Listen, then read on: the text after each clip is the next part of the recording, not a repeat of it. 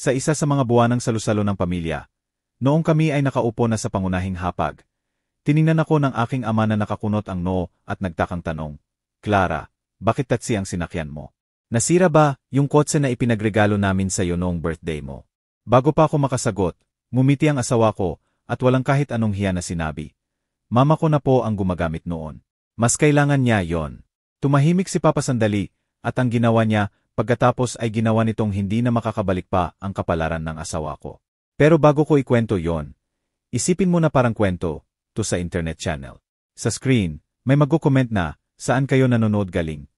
At paalala na i-like at mag-subscribe para mas marami pang ganitong intense na kwento.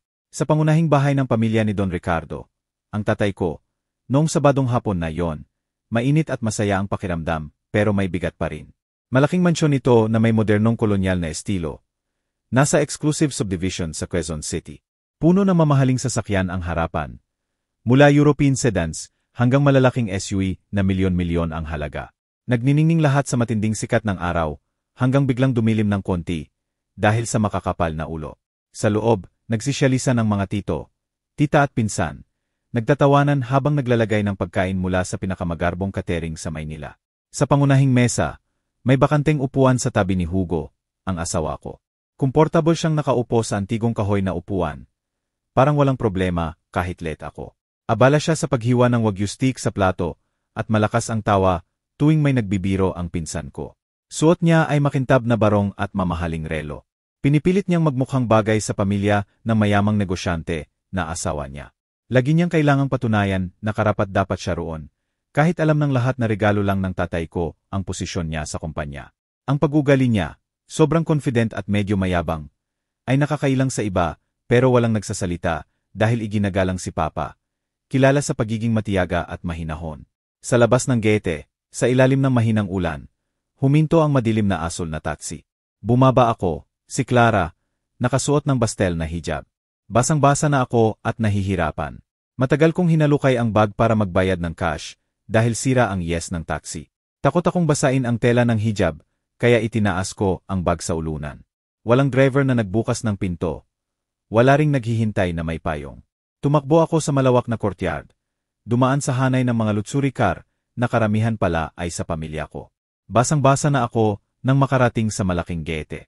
Huminto ako sandali para ayusin ang damit. Tinanggal ang mga patak ng ulan sa balikat at huminga ng malalim bago pumasok sa lungga ng mga leon na puno ng mapanghusgang mata.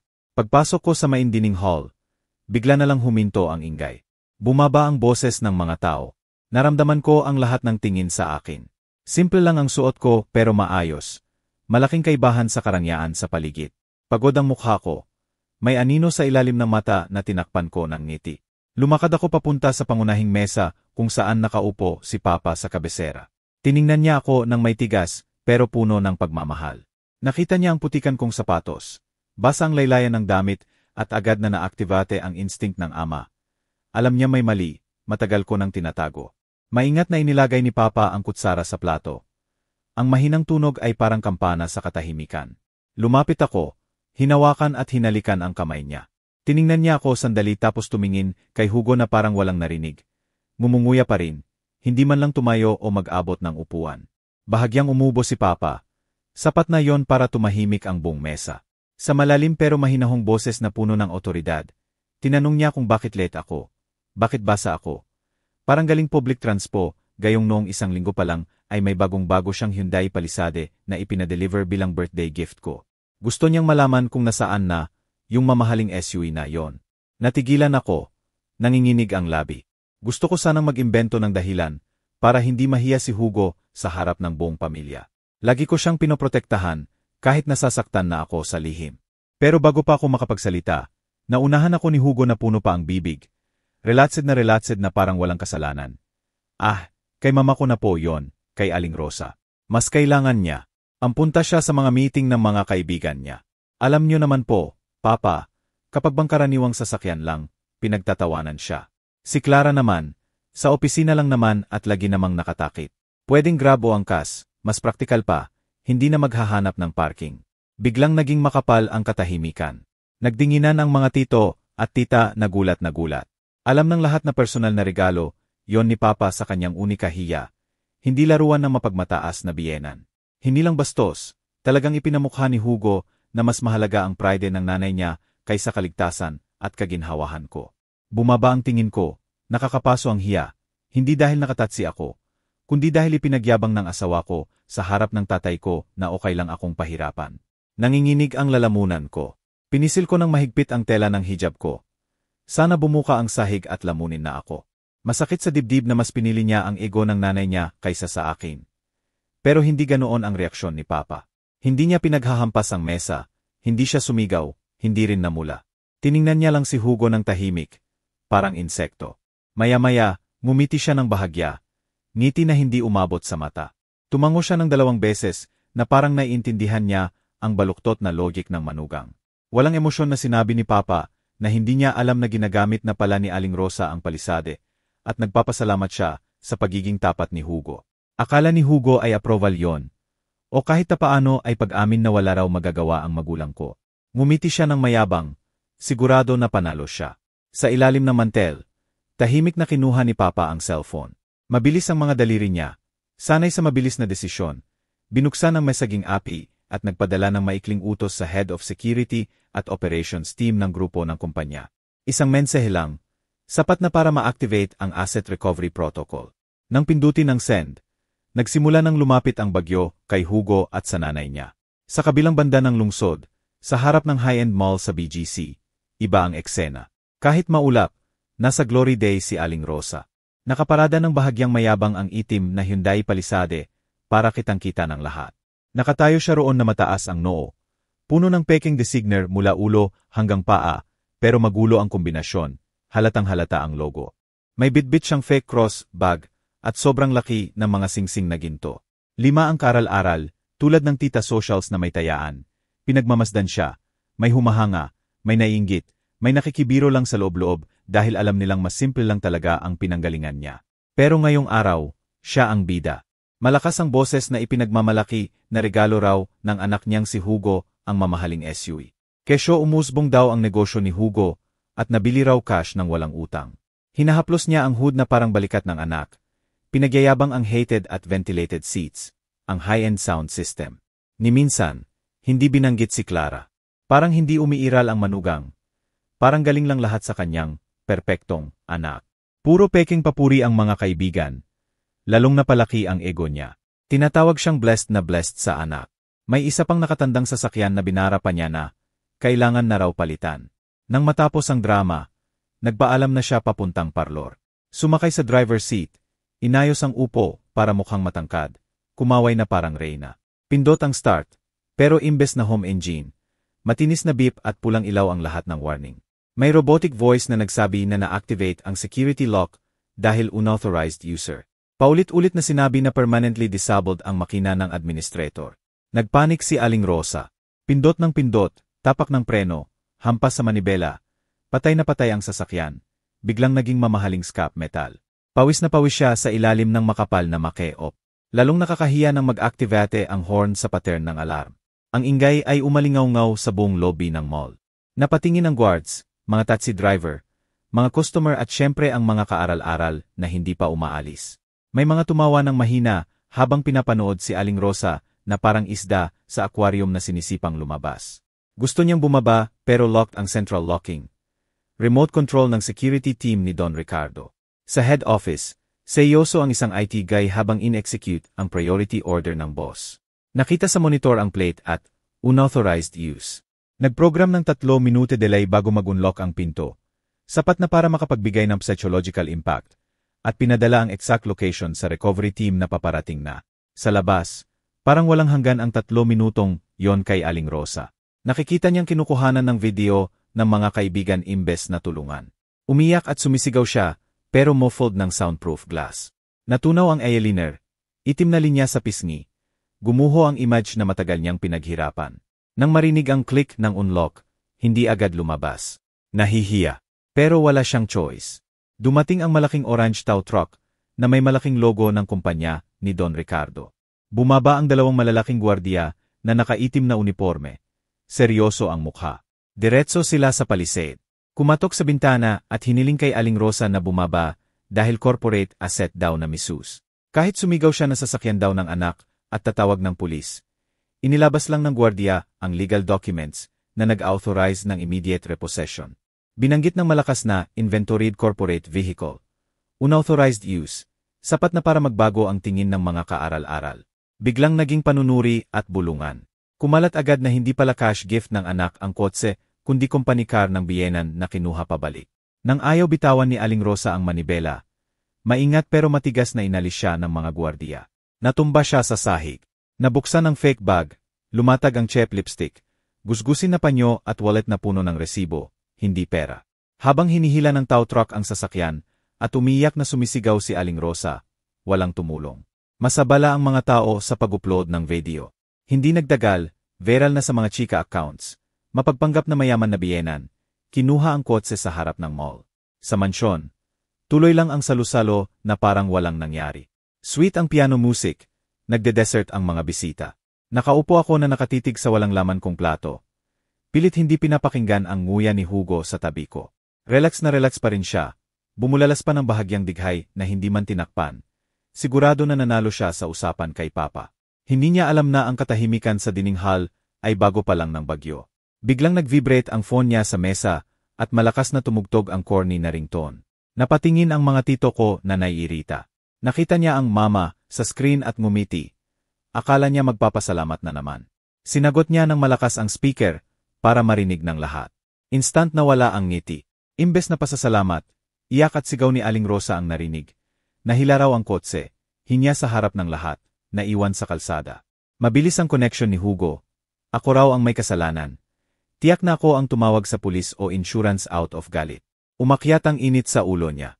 Binato ang kutsara sa plato na malakas ang tunog. Tumayo siya bigla, inalog ang upuan at itinuro ako. Walang utang na loob kang asawa. Anong ginawa mo sa kotse ni Mama? Pinahiya niyo siya dahil sa kapritso mo. Namumula ang lig, parang sasabog ang mukha. Tiningnan ko siyang pagod na pagod. May kalungkutan at awa. Bibig ko ay bumuka para magpaliwanag na wala akong ginawa, pero hindi na nakarating. Malalim na boses ni Papa ang humiwa sa hangin. Tahimik siyang tumayo, hindi mataas ang boses, itinaas lang ang isang kamay. Milagrong tumahimik si Hugo. Nilapitan ni Papa si Hugo, 2 hakbang lang ang layo. Tiningnan siya ng malamig na parang kalaban sa negosyo. Mahinahon niyang sinabi na wala namang masama sa kotse, at walang magnanakaw na umalis doon. Desisyon lang ng kumpanya na bawiin dahil ginamit ng hindi autorisado. Nagpatuloy siya ng mas malamig. Narinig niya na kailangan ng nanay ni Hugo ng sasakyan. At ngayon nga ay mayroon na, public transpo. Pinapayuhan niyang bilisan ni Hugo na sunduin ang nanay niya dahil baka nakatayo sa ulan o araw. Nanginginig si Hugo. Sinubukan magpaliwanag na kailangan pa raw niya sa opisina. Ngumiti si Papa na nakakakilabot. Hiniling ang susi ng company car na dala niya. Instinct na itinago ni Hugo sa bulsa.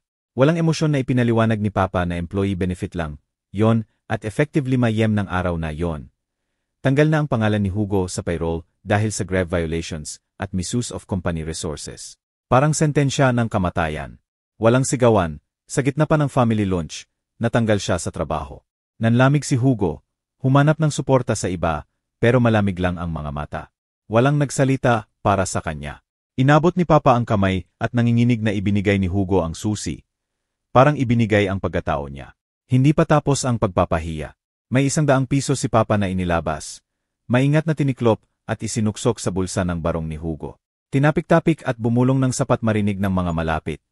Pangtatsi mo yan. Mahal ang Grab Premium.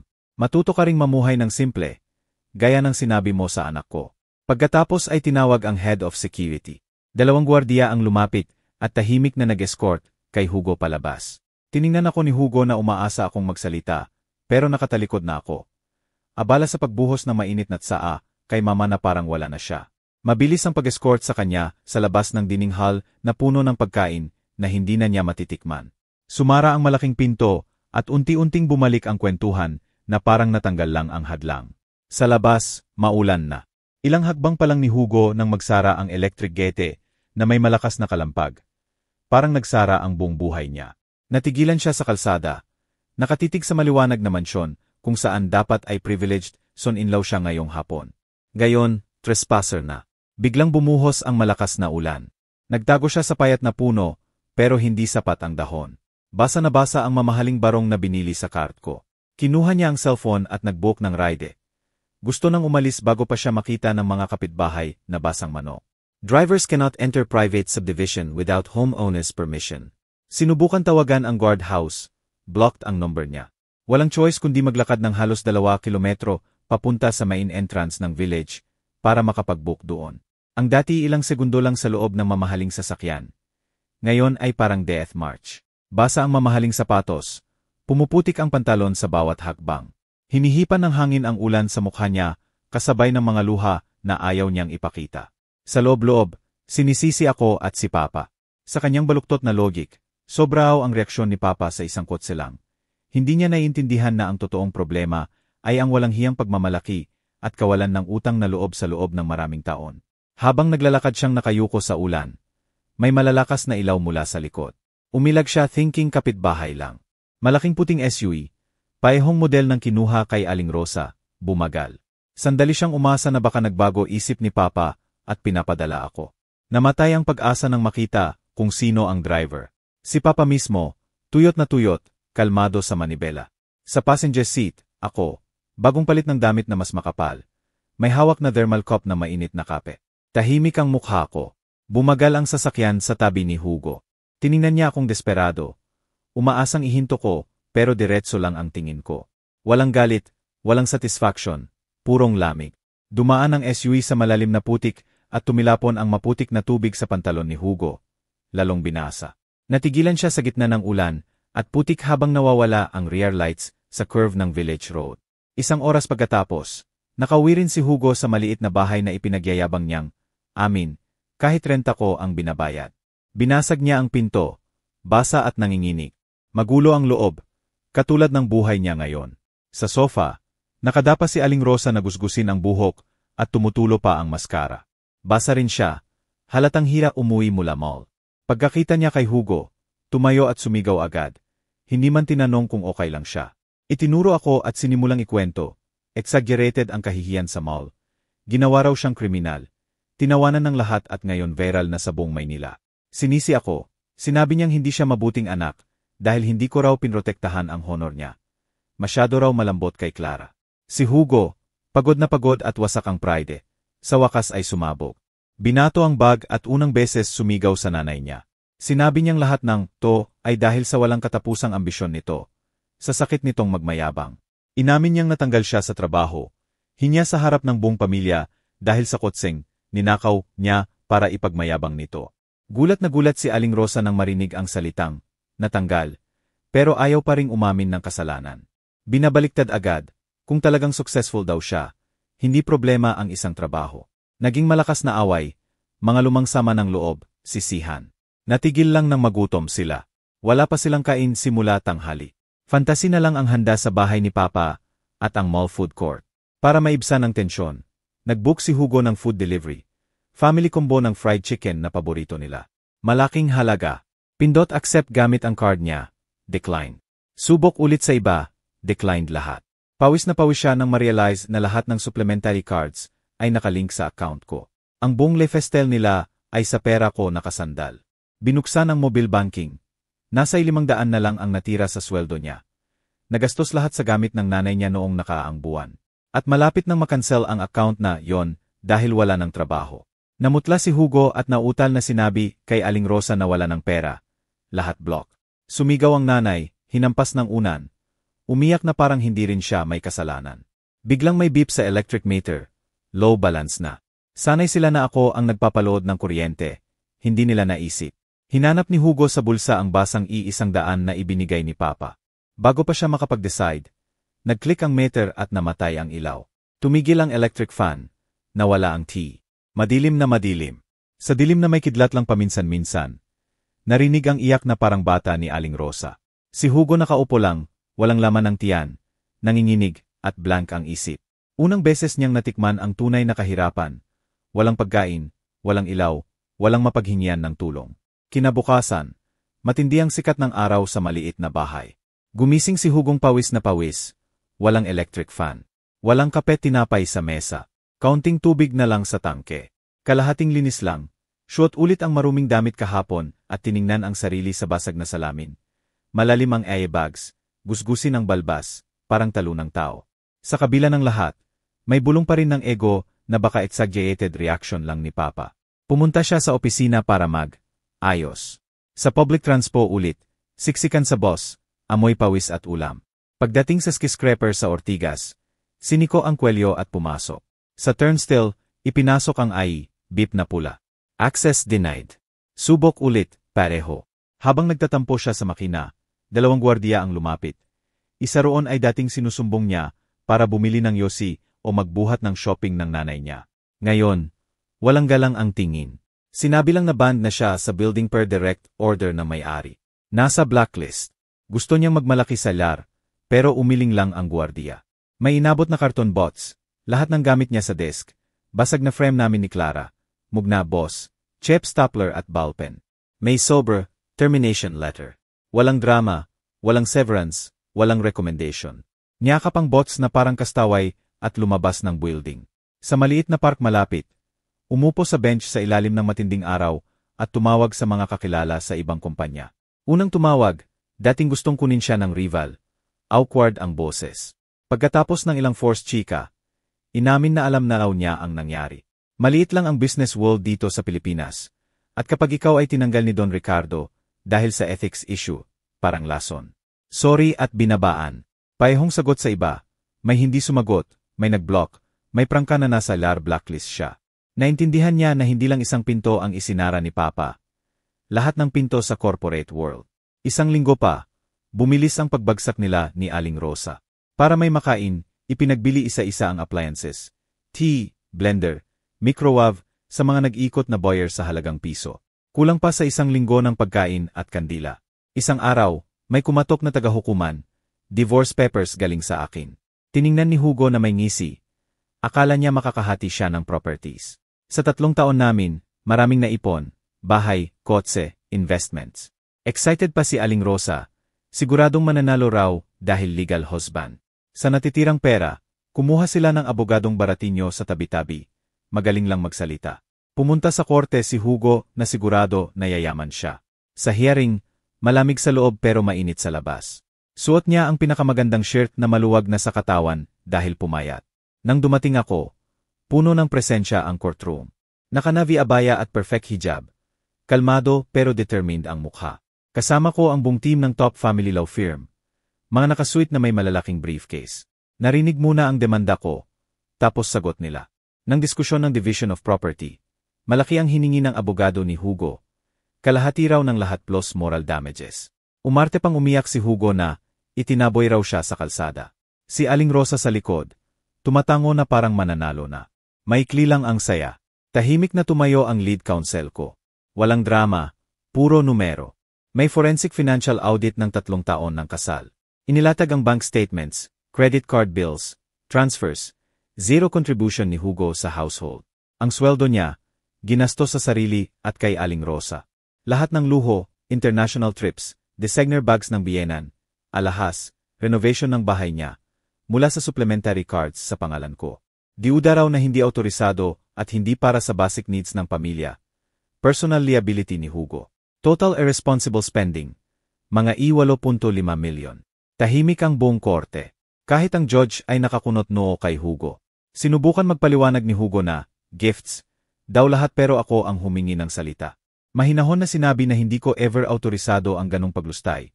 Matagal kong pinag-ipunan ang negosyo, habang nakikita kong nauubos ang pera sa luho ng biyenan. Tahimik lang ako noon para mapanatili ang pamilya. Pero kung ipipilit niya ang kalahati, may karapatan akong bawiin ang akin. Counterclaim, bayaran niya ang I-8.5M at ay embargo ang mga ari-arian na binili ng perang yon, kasama ang ancestral house ni Aling Rosa sa probinsya. Nang matapos ang hearing, malakas ang tunog ng gavel. Divorce granted sa akin. Walang hati-hati. Si Hugo ang may utang at ay embargo ang properties. Sumigaw si Aling Rosa, tumayo at natumba, hinimatay sa gitna ng courtroom. Habang ginagamot ng medics, nakaupo lang si Hugo na parang nawalan ng gulugod. Tiningnan niya akong may pag-asang makakakita ng awa, pero nakatalikod na ako. Kalmadong inaayos ang hijab at lumabas kasama ang mga abogado, hindi man lumingon. Parang hinukay niya ang sariling libingan. Mabilis ang execution ng embargo. May pulang seizure notice ang bahay sa probinsya ni Aling Rosa. Walang sariling bahay at na-evict din sa rentahang bahay sa city. Nagtapos sila sa maliit na kwarto sa squatters area sa Tondo. Basang-basang alley, amoy kanal, manipis na dingding na yari sa hollow blocks. Walang maayos na kama, walang aircon, lamok at daga sa gabi. Si Aling Rosa na dating laging nasa salon at high society lunch, ngayon ay labandera ng iba. Nag-alok ng labada at plansa sa mga kapitbahay na factory workers at market vendors. Basag ang kamay sa murang detergent. Umiyak habang nagkukuskos ng damit. Si Hugo na may hindi na tinanggap kahit saan dahil sa record niya. Porter na lang sa Divisoria at Balintawak Public Market. Nagbubuhat ng bigas, gulay, sibuyas. Nababalatan ang balat sa araw. Nagkakalyo ang kamay, yumuyuko ang likod.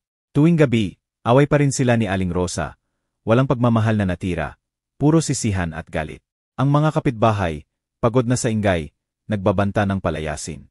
Isang taon pagkatapos, habang nahihirapan sila sa kahirapan at puot, umunlad naman ang buhay ng iba. Isang hapon, sa mamahaling restaurant sa BGC, nakaupo kami ni Papa sa harap ng malaking bintana.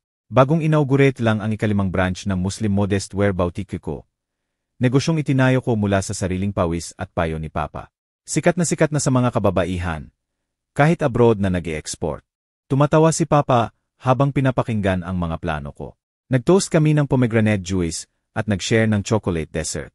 Para sa kanya, mas mahalaga ang makitang malaya na ako sa dating parasito at naging malakas na babae. Habang nagkukwentuhan, napatingin ako sa labas. Sa kabilang kalsada, may payat na lalaki na naka-dirty orange vest na nagmamakaawa sa may-ari ng sasakyan dahil may gasgas daw. Nakayuko, nakayapak sa tsinelas na butas-butas, itim na itim sa araw. Kinilala ko, si Hugo. Ang dating nakasweet at relo, ngayon ay car park attendant na nagmamakaawa ng barya. May kalapitan pang babae sa kabilang si DeWalk, nakaupo sa karton ng soft drinks, may tray ng tissue at face mask. Si Aling Rosa, gusgusin, payat, puno ng kulubot ang mukha. Biglang napatingin si Hugo sa restaurant at nagtagpo ang mga mata namin. Natigilan siya. Nakita niya ako, maayos ang damit, maliwanag ang mukha, kasama si Papa, nasa loob ng karangyaan. Nakita niya ang plato, ang baso, ang ngiti ko. Naintindihan niya sa isang iglap kung ano ang sinayang niya. Hindi lang pera, kundi respeto, tiwala, pag-ibig. Gusto niyang sumigaw, tawagin ako. Pero alam niyang hindi lang salamin ang nasa pagitan namin, kundi pader na gawa ng mga desisyon at sakit. Si Aling Rosa rin, napatingin at napaiyak habang hawak ang tissue na walang bibili. Tiningnan ko sila sandali, walang galit, walang sarap sa ganti, kalmado lang. Pagkatapos, nginisyan ko si Papa at tinawag ang waiter. Pakiklose ho ng kurtina, masyadong matindi ang araw. Habang bumababa ang kurtina, unti-unting nawala ang labas na mundo. Para sa akin, pinal na pagsara ng nakaraan. Para kay Hugo at Aling Rosa, walang katapusang parusa. Nakakulong sa selda ng pagsisisi na hindi nakikita pero hindi makalabas. 5 taon ang nakalipas. Isang umaga sa tabi ng palengke, nakaupo si Hugo sa basag na mesa ng karinderya. Nakatitig sa malamig na kape at pritong isda. Mas matanda ang hitsura kaysa edad niya. Manipis na ang buhok, dilaw ang ngipin sa murang sigarilyo. Sa lumang tea, balita tungkol sa successful women entrepreneurs. Napatingin siya, ako ang nasa screen. Magandang bahay, bagong asawa na architect, anak ng ngiting-ngiti. Kwento ko ang negosyo na ngayon ay international at ang foundation para sa mga inabandonang babae. Hindi binanggit ang pangalan niya. Sa public story ko, wala na siya. Naalala niya si Aling Rosa na ngayon ay nakaratay na sa kwarto nila. Half paralyzed sa stroke. Walang dating kaibigan ang bumisita. Umalis si Hugo. Nagbuhat ulit ng sako sa palengke. Basang-basa sa ulan at putik ang paa. Alam niya na ang tunay na parusa ay hindi kahirapan kundi ang katotohanan na minsan ay hawak niya ang brilyante. Mabuting asawa, mapagbigay na biyenan, matatag na buhay, at ipinagpalit sa bato na akala niya ay diamante. Ang pride ng nanay niya, ang hitsura ng yaman, ang vanity. Perpektong hustisya ang isinulat ng tadhana, at si Hugo na lang ang magdadala ng bigat ng pagsisisi hanggang sa huling araw ng kanyang buhay.